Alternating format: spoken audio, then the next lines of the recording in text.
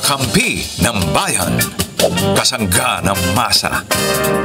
Kapanalig ng batas at hustisya. Attorney Danny Con. Abogado de Campanilla. Mapayapang gabi sa ating lahat. Magandang gabi po. Ako po inyong Mare ng Bayan, Mare Yao. Kasama natin ngayong gabi, walang iba ang Abogado de Campanilla, Attorney Danny Concepcion. Good evening, Attorney. Magandang gabi rin sa iyo, Mare, at sa ating mga kababayan. Magandang gabi po sa inyong lahat. Ayan, natatraffic ka pa ba pag pumupunta ka dito? Lagi namang matraffic. Oh, ganyan na talaga. At ang traffic, di nawawala lang ang traffic kapag walang pasok. Lalo na kung walang gobyernong pasok. Walang pasok. Totoo yan. Basta walang pasok, medyo luluwag ang traffic. Pero ang traffic ay laging meron. At kapag ka umulan, ay lalong sasama. Huwag mo nang sasabihin pag umuulan. Kasi pag umulan, bumabaha, maraming umiinit ang ulo. Tsaka kakaproblema sa traffic. Tapos, napansin ko, everyday, pasama ng pasama yung traffic. Really? Pansin mo rin yan? Pansin ko yan. Oo, ako rin. At parang wala na siyang pinipiling lugar. Wala na talaga. Kumbaga, dito nga sa Quezon City, ang dami nating pwedeng lusutan, di ba? Pero sa lahat ng lulusutan mo, lahat talaga traffic na. Wala na talagang pinipili. So, ikaw... Sobrang dami kasi ng sasakyan. That's one. Sa Metro Manila. Sobrang dami ng sasakyan. Oo. Tapos yung mga daanan natin, ginagawang parking lot. Yan, isa rin yan.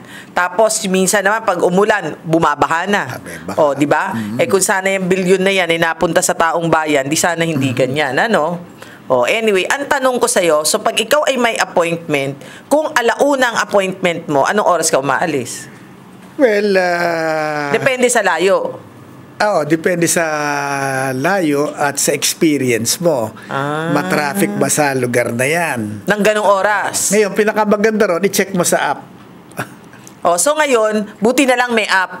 May app. Pero yung app, tanda mo yung app, ibinibigay niya sa'yo, yung computation niya is on the basis of the traffic at the time. At that moment. Siyempre, pagka makita mo, magbabago na siya after 30 minutes, iba na. Correct. Kasi nagbago na rin yung dumami na yung sasakyan sa daan. Correct. Diba? Kaya talagang... aksidente rito, ganyan. Kaya talagang 1.5. Parang ganon. Pero pag Manila, ikaw, galing ka CEU papunta dito, kasi Manila yun, malayo dito more than 1 hour yan. Really? More than 1 hour yan. Laging ganon.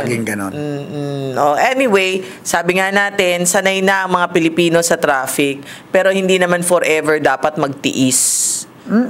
Natatapos din ang pasensya ng isang tao. Wala ang traffic, maglalakad tayong lahat. Wala diba? Okay. Anyway, eto na, para hindi naman kayo mainip sa loob ng sasakyan, eto na pong mga numerong pwede ninyong tawagan. Kung Globe po ang inyong telepono, 0954-310-0331.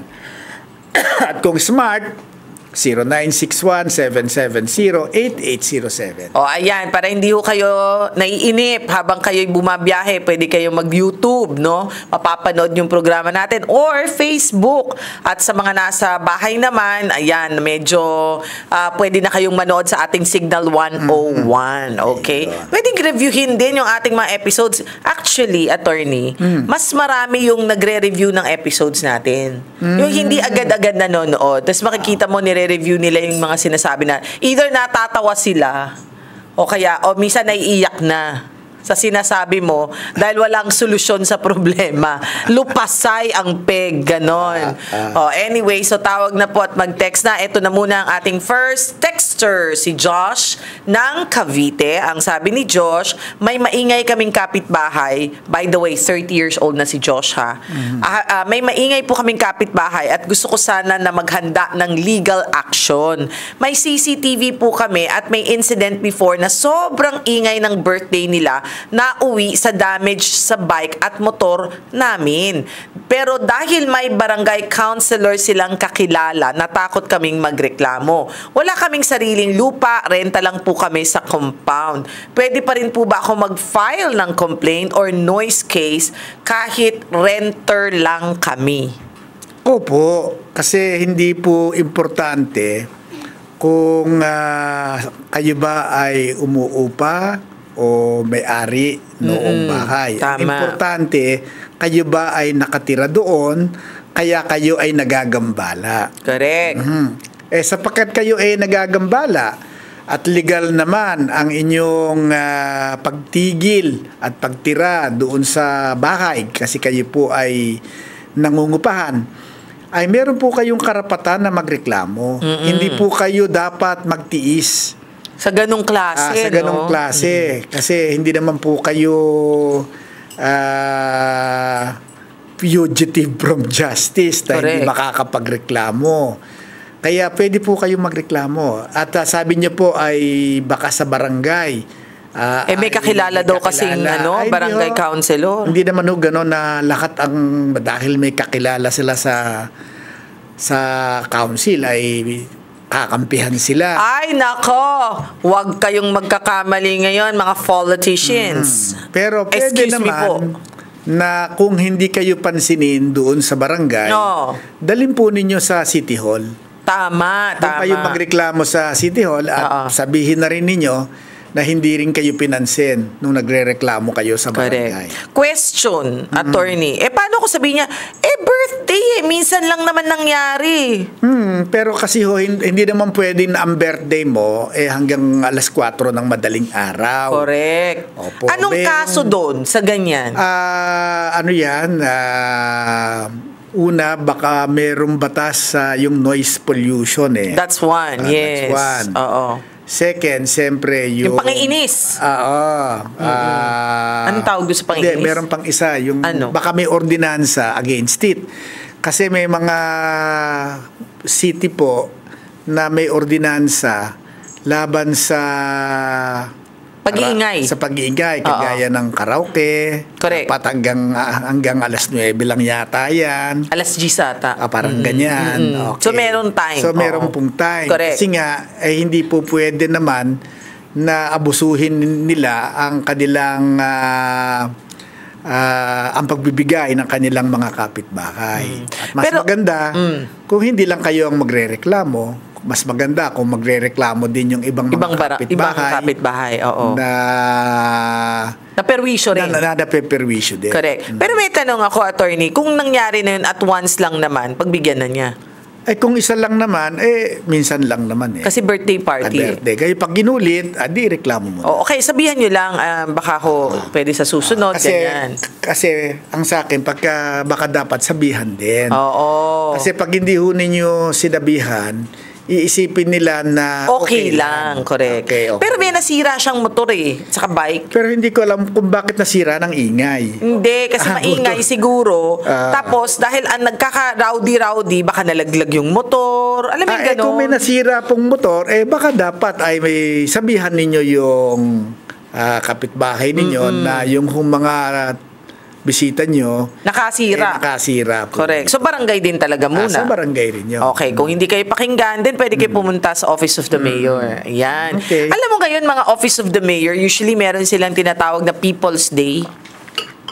Di ba? Nagaganyan. Sa Valenzuela, meron ba kayo niyan? Palagay ko, doon every day is People's Day. Wow! People's Day, People's Day. So, yung ganyan, pwede kayong magpunta sa barangay. Tapos, yun nga, kung ayaw niya, di kay mayor kayo, wag nako, mga politician, eto na, si Jay ng Cavite. Magandang gabi sa iyo, Jay ng Cavite. Magandang gabi, si Mariao ito at si Attorney Danny.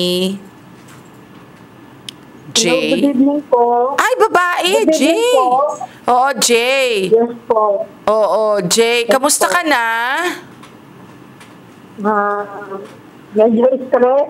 Ay, stress siya, attorney. Bakit ka naman stress? Kasi po, kailangan ng pera. Hindi po. Ano daw? Kailangan niya ng pera. Baka nagkamali po kayo ng tawad. Oo, parang baka wrong number.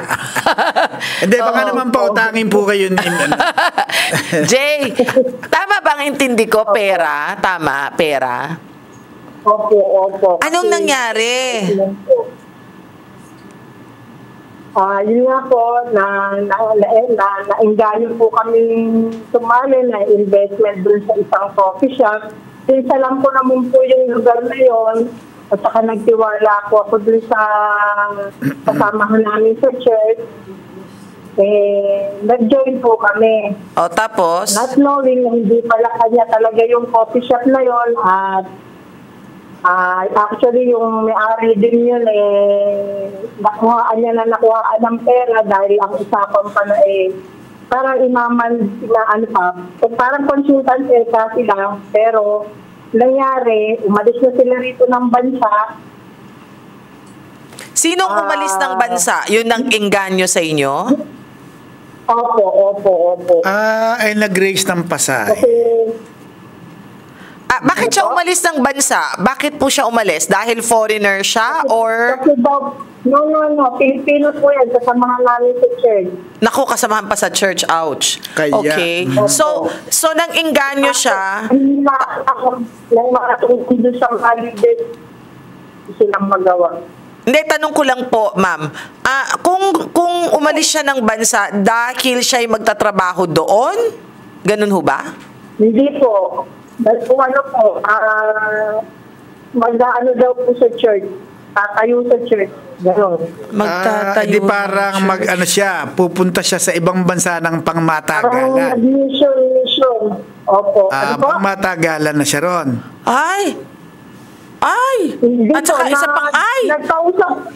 Di ba nasa ano na yon? Di ba nagpapagamot yon? Nasaan daw? Hindi po. Ha? Teka, saan ho? Anong bansang pumunta? Nasa Dubai po. Nasa Dubai. Kasi yung simbahan magkakaroon ng doon siguro. Yan, tama po. Ayun. Tama po. Okay, Actually, sige. meron po. Una, kaya ninyo siya pinagkatiwalaan ay sapagkat kasama ninyo sa simbahan.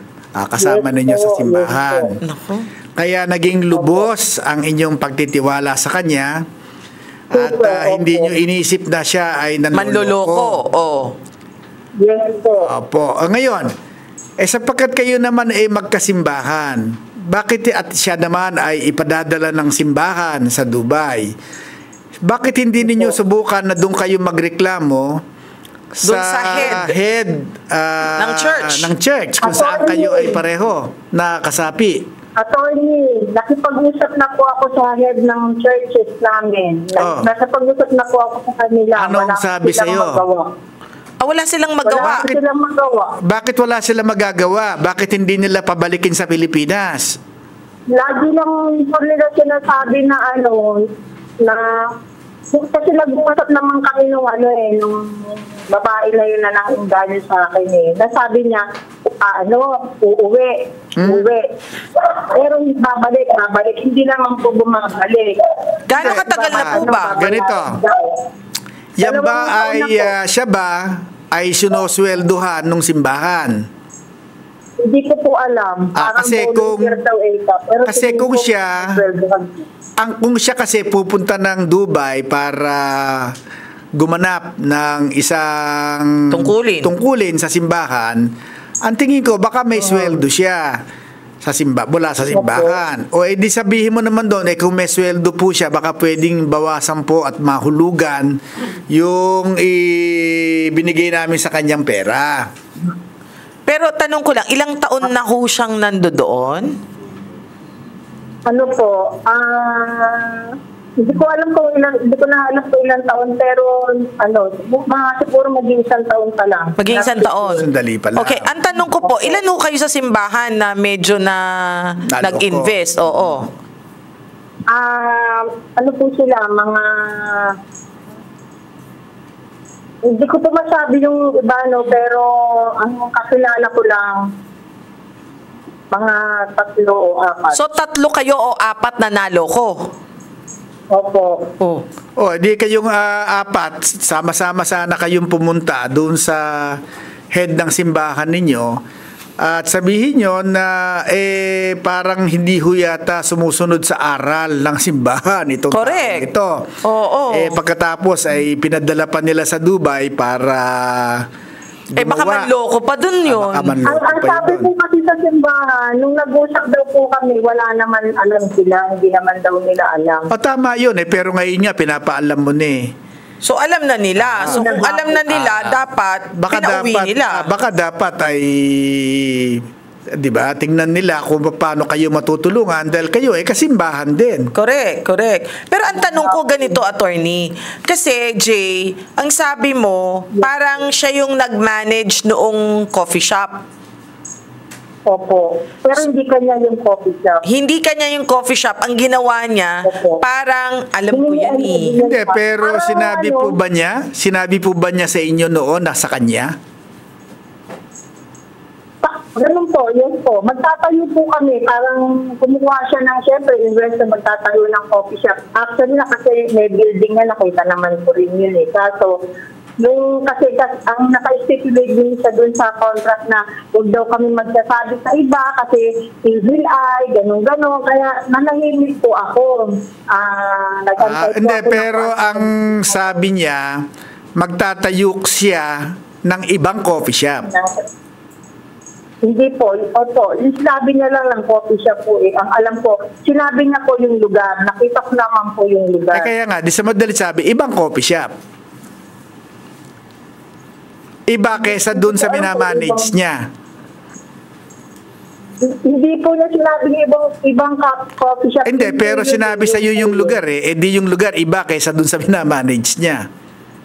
Yung po yun. Yung Isa lang, sinabi one niya in the lugar. same. So one and the same. So, pero ang tanong ko, kung alam nyo na mag-i-invest dun sa coffee shop, so nakakapunta kayo dun sa coffee shop?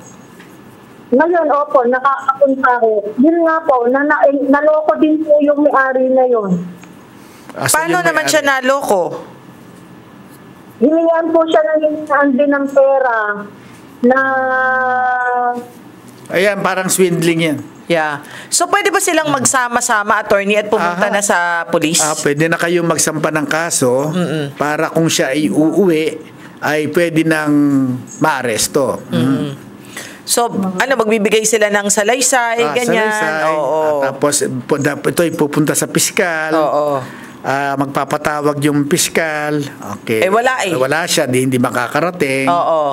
Baka naman isampa ng piskal yung kaso base dun sa ebidensyang iniharap ng mga complainant. Nako, mawawarrant of arrest siya niya pag di siya ng sumipot. Pagbalik niya, baka madampot siya. So, ang gawin ninyo, dapat sama-sama daw kayo para mas malakas ang kaso ninyo. Tapos magsampa na kayo ng kaso. Okay po? Yung parang dalawa lang kami po na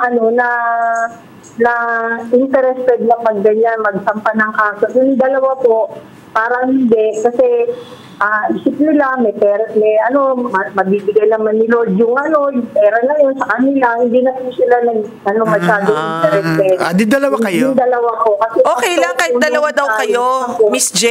Okay lang po kahit dalawa lang kayo. Magkano ko ba yung pinag-uusapan natin dito, Miss J?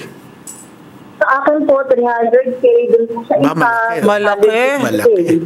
Oo. So, almost 1M na. Oo. So, pwede ho kayong dalawa, kahit dalawa lang kayo na magsampa ng kaso against her, pwede ho yun. Sabi ni attorney. Okay? Okay.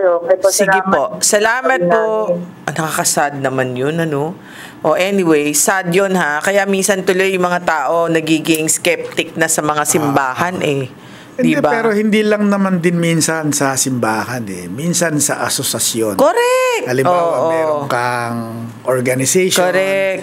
Meron kang kamember. At yung kamember mo na yon ay nakagaangan mo ng loob. Ika nga ay nakapalagayang loob mo na. Yan. Okay. So, magtitiwala ka na. At alam mo yan, yung iba, mayroong modus operandi yan. Na masyadong magiging matulungin sa'yo yan. Diba? Parang lagi kang kinakausap at ano pa maitutulong ko sa iyo. Aba, mega. Bakit parang based from experience yan? Kasi marami ng kasong ganyan. Ganun. Na pag tinanong mo sila, naku, napakabait nga ho sa amin yan wag lang di ho may masambit kaming kailangan namin, eto na, nandito na. Pero at the end pala, may hidden agenda. Tapos, siyempre, nahiya na sila pag mangungutang na. Ayan na. Siyempre, parang makakasumbatan na. Nako, diba? ayan na nga ba? Yan na nga ba? Pero ako sa akin, hindi yan sa mga taong sa mga church. Well, I'm speaking of my church, ha. I'm speaking of my church. Sa akin, hindi yan sa mga tao. Lahat ng tao makasalanan So, it's not because of the church, it's because of just the people inside the church. That's true. Oo, hindi yun. Kasi sa ospital, lahat ng tao may sakit o walang sakit, nandiyan sa ospital, nagja-general check-up. Kaya yung iba, yung iba ayaw nilang magmolestya. Correct. Kasi pagka nagmomolestya sila, di momolestyahin din sila. That's true. Pagka momolestya na sila, hindi naman sila makatanggi. Mas magaling palang mamolestya. Yung isa. So anyway, again, focus lang doon sa like this one, doon sa church na sinasabi. Syempre, nasasaktan siya ka-churchmate niya. Pero focus lang on the Lord, yan. Kasi people are really makasalanan pa rin di ba? So anyway, do not, kasi iba baka sabihin, hindi na ako mag-church kasi ganyan. Hindi naman pwede yun, di ba? Okay, eto na. Very short only, attorney. Siya si Evelyn, 54 years old ng Kapampangan natin to, Kabalen. 15 years old nang magkasama ang nanay ko at live-in partner niya. Noong 2014 to 2017, nakabili sila ng lupang hulugan gamit ang kita ng nanay ko. May mga resibo at nakatayo na ang bahay pero wala pang titulo at amilyar. Noong 2025, namatay ang partner niya at ngayon ay inaangkin ng mga anak ng lalaki ang bahay at lupa. Hindi po sila kasal. Ano po ang karapatan ng nanay ko at ano pong dapat gawin para maproteksyonan ang property? Hindi niya sinabi kanino yung property. Hindi, yung property binili nila. Okay, pero ang pinambayad ay ang nagbayad yung nanay yun. niya. Oo nga, nakabili ng lupang hulugan, nakita ng pero nanay niya. Paano naman niya nasabi nakita lang ng nanay may mga niya? resibo po. Ayan, may mga resibo at nakatayo na ang bahay pero wala pang titulo. Kasi po, ipinalalagay ko na yung ka-live-in partner ng nanay mo ay kasal sa iba. Kaya hindi sila makapagpakasal. At ang nanay mo naman, kasal naman din sa iba. Sa iba. Kaya hindi sila hindi naman nasabi na ang mga asawa nila ay mga... Kung buhay or patay. Ay mga namayapa na. Okay. Di sa madalit sabi, hindi po sila maaaring magkaroon ng common law relationship. Correct. Kasi po meron silang parehong asawa. Maski nga isa lang, hindi sila pwede magkaroon ng common law relationship. Ang mag-apply po sa kanila strictly ay co-ownership. Sa co-ownership po ay kung magkano ang ginastos ko para ma-acquire ang lupa, yun ang magiging proportion ng ownership ko doon sa lupa. At kung wala kang inambag sa pag-acquire ng lupa ay hindi ka co-owner. Kung lahat po ng ipinambayad doon sa lupang binili ay nanggaling sa kita lamang ng nanay ninyo at may pruweba siya. At may pruweba kayo, ay sa nanay lang po ninyo ang lupa. Okay, ang tanong, attorney, what if sabihin niya, hindi, nakatira din yung tatay ko samantalang wala naman siyang, kumikita naman siya na malaki, saan napupunta? Alangan pwede bang ganon? Pwede mo sabihin, maski nga po 10 milyon ang kinita niyan, hindi naman hubig ginamit sa pambayad dun sa lupa kasi dapat ebidensya. Ebidensya, di ba? Tama, may sa iba po niya ginastos yung kinita niya. Hindi ba sa inyo? Hindi sa amin, kasi ako nagbayad ng lupa, sasabihin ng nanay niya, ito resibo. Hindi rin sa akin. May kula ching-ching na. Hindi naman, kumbaga, pwedeng sabihin ng nanay niya na hindi ko naman hinututan yung tatay niyo. May ganon talaga. So, in short, dito sa case na ito, padamihan ng pruweba. Ngayon, kung halimbawa kalahati ng ibinayad galing sa nanay niya, yung kalahati galing dun sa kasi kinasama ng nanay niya, di hati sila. Kung may makita nga daw, mukhang sinunog na nila. Baka naman may ebidensyang hawak yung kabila. Pero kung wala silang maipapakitang ebidensya, at kumpleto yung ebidensya niyo. Pero ganito pwede mangyayari dyan eh. O tama po, may resibo kayong hawak-hawak. Pero yung pinambayad nyo dyan, galing dun sa inabot lang sa inyo ng tatay namin. Yung ipinambayad ng nanay mo.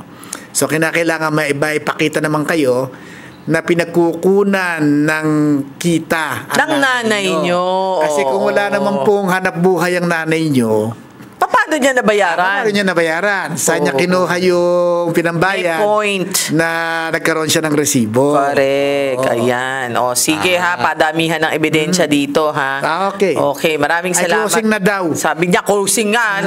Ang tapang ha. Closing okay, na. ang tapang. Okay. Baka tayo masisante. Maraming salamat po sa inyong pagtutok sa amin. Ang taas. Umiyok. Ang taas. Okay. Medyo bawasan mo ang energy. Maraming salamat po sa pagtutok ninyo sa amin. Of course, again and again, alas 7 hanggang alas 7:30 ng gabi. Yan po ang Abogado de Campanilla. Ako po inyong Mare ng Bayan, Mare Yao. Atty. Danny Con po, Abogado de Campanilla ng Bayan. Hanggang sa susunod po nating episode. Bye everyone! God bless you! Iyon. Ayaw!